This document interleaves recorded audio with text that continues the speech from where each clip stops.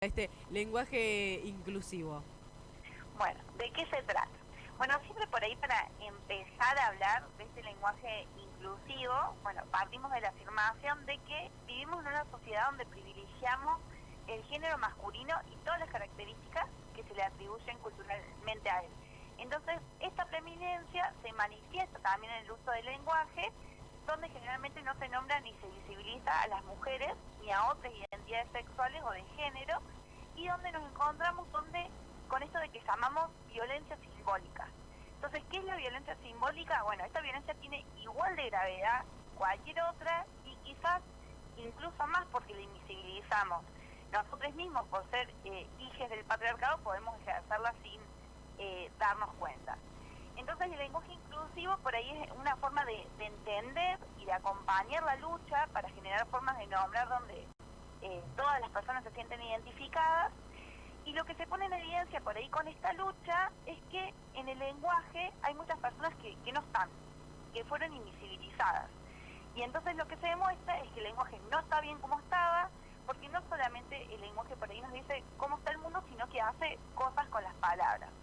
Entonces por ahí nosotros siempre desde la comunicación popular decimos que todos los términos y todo el lenguaje que utilizamos es político y da cuenta por ahí de cómo pensamos, de qué lugar miramos el mundo, cómo lo asumimos, y al hablar nos vamos posicionando también política y éticamente.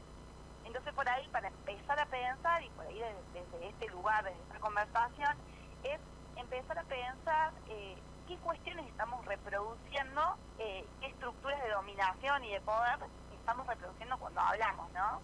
Es un poquito eso resumido.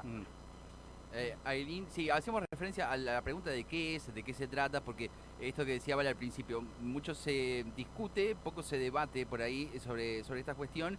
Entonces a mí me deriva automáticamente la noticia que salió, creo que ayer o anteayer, por parte de la RAE, diciendo que es innecesario el uso de la E. Es decir, teniendo en cuenta lo que vos me acabas de decir respecto al lenguaje inclusivo, esto habla de una posición política de la RAE ante el lenguaje. Tal cual.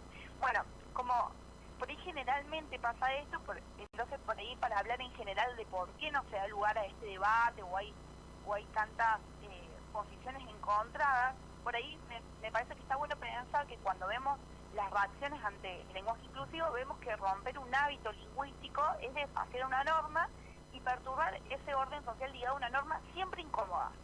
Y a su vez por ahí hay poca empatía y conocimiento sobre las desigualdades históricas. Entonces, el lenguaje también es la excusa para revisar un montón de cuestiones mucho más profundas que se legitiman y se representan desde el lenguaje, ¿no? Entonces, claro, las prácticas sexistas están en la sociedad y en el lenguaje se van representando y se van legitimando. Entonces, no se trata solamente por ahí de este lenguaje, como a veces con X, con E, con arroba, sino muchas otras formas de lenguaje sexista, por ejemplo, como mencionar el acoso callejero como piropo. La palabra piropo, por ejemplo, y engloba un montón de prácticas que cuando le ponemos las palabras que realmente representan esa acción, es una forma de denunciarlo. Entonces, por ejemplo, que antes hablábamos de crimen pasional, bueno, hoy hablamos de femicidio. Claro. También cuando, no sé, hablar de pornografía infantil, cuando lo que en realidad es un abuso sexual de las infancias. Entonces, en el lenguaje aprendemos y podemos deconstruir esas prácticas patriarcales. Y lo que pasa también que cuando se nombra a alguien como varón o como mujer, se van reproduciendo esos estereotipos de género, esa manera de ordenar el mundo de la que nos hablaba Baxter. Y respecto a la Real Academia, lo que hace la Real Academia es registrar lo que pasa con el lenguaje. Entonces no es que establece que está bien o que está mal. Las reglas del lenguaje se establecen en la sociedad, cambian, se transforman, y en la Argentina hay muchísimas expresiones que no están en la RAE, y eso no tiene ninguna implicancia en su uso, lo seguimos usando igual. Entonces, en el caso del lenguaje inclusivo hay que agregar que la Real Academia es una academia sumamente sexista que durante años estuvo dirigido por varones machistas, entonces también hay que ver qué relaciones de poder están naturalizadas detrás. Bien, Ailín, ¿qué es lo que se debate o cuáles son los principales cuestionamientos, por más que estén fundamentados o no, pero que recibe el lenguaje inclusivo, que es una de las aristas, ¿no? Porque vos también hacías referencia a los términos, hay muchos términos que han cambiado en la sociedad y que han cambiado en las empresas, las organizaciones mismas se han tenido que plantear si escriben con la X, si escriben con el todos, barra as, etcétera, etcétera. ¿Cuál es el principal rechazo que existe ante el lenguaje inclusivo? Porque claramente lo hay, ¿no? Uno lo percibe en los comentarios, en las redes sociales. Sí, digamos, lo que se dice es que el español, justamente genérico, es masculino, digamos. Eso es como, bueno, por ejemplo, en esto también hay que empezar a pensarlo, digamos, porque hay, por más de que sea genérico, por ejemplo, cuando la palabra sirvienta, por ejemplo, se incorporó a la Real Academia desde hace muchísimos años, digamos. En cambio, cuando quisieron incorporar la palabra presidenta, hubo un montón de reacciones ante eso. Entonces, claro, hay que ver desde dónde surgen esas reacciones. Y como vos decís, hay diferentes formas que fue como mutando para acompañar esta lucha. Así, el lenguaje neutro, la X, la E, el arroba, en algunas ocasiones ambas formas, la femenina y la masculina.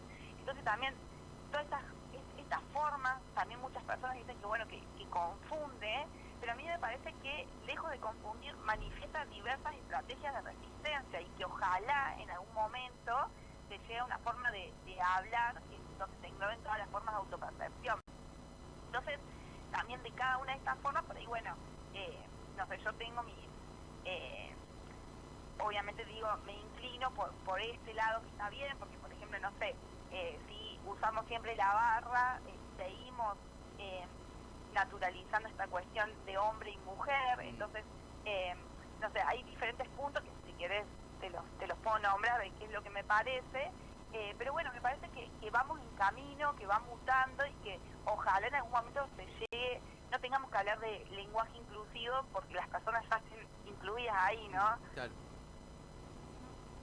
Bien, sí, no, yo estaba pensando que en algún momento se levantó como la ilusión, digamos, de que la RAE había dicho que iba a analizar, agregar esto, y ahí. también con mucho que lo que dice ella con estas palabras que se usan un montón, más que nada en el lenguaje argentino, como es, qué sé yo, el porfa, por ejemplo, viste que uno son palabras, pero habían tirado un listado así de varias palabras que ellos habían dicho que las iban a analizar y bueno, finalmente dijeron ahora, como dijiste vos, Leo, también, que son innecesarias.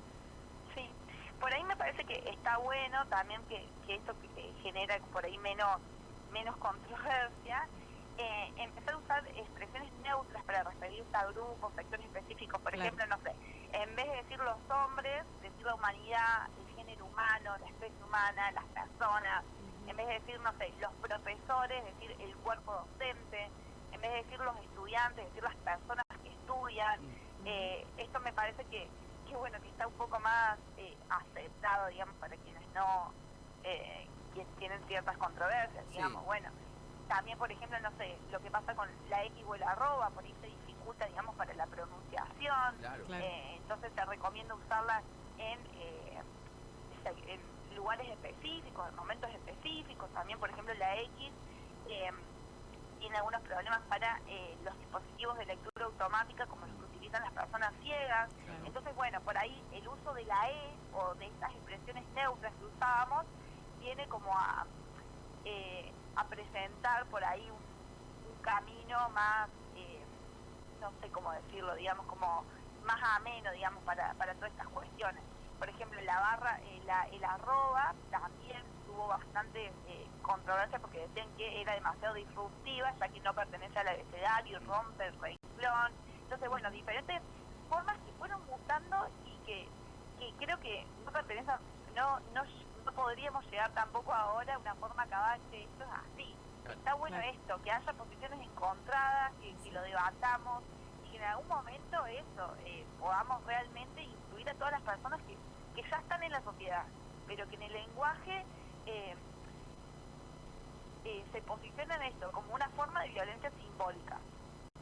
Bien, está buenísimo para partir. Sí, ¿no? Claro, muy bueno, muy bueno. Sí, por ahí también como una cuestión, digamos, anecdótica, Camila Rosenfeld, que tiene un proyecto que se llama Heroínas de la Historia, que justamente dan recursos para estudiar ESI, explica justamente que al haber una ausencia general, digamos, en el lenguaje y también de las mujeres en el relato histórico, esto esto va acotando el panorama de oportunidades para una niña que no encuentra referencias en el rubro que se quiere dedicar, y también que no se sienta representada por eso que está leyendo. Entonces, por ejemplo, Sally Ride, que fue la primera astronauta estadounidense en llegar al espacio, decía que no puedes ser lo que no puedes ver. Entonces, la importancia de visibilizar, y desde pequeñas, digamos, podamos ver todas las identidades nombradas, tanto en la televisión como en un libro, también en las relaciones interpersonales. Bueno,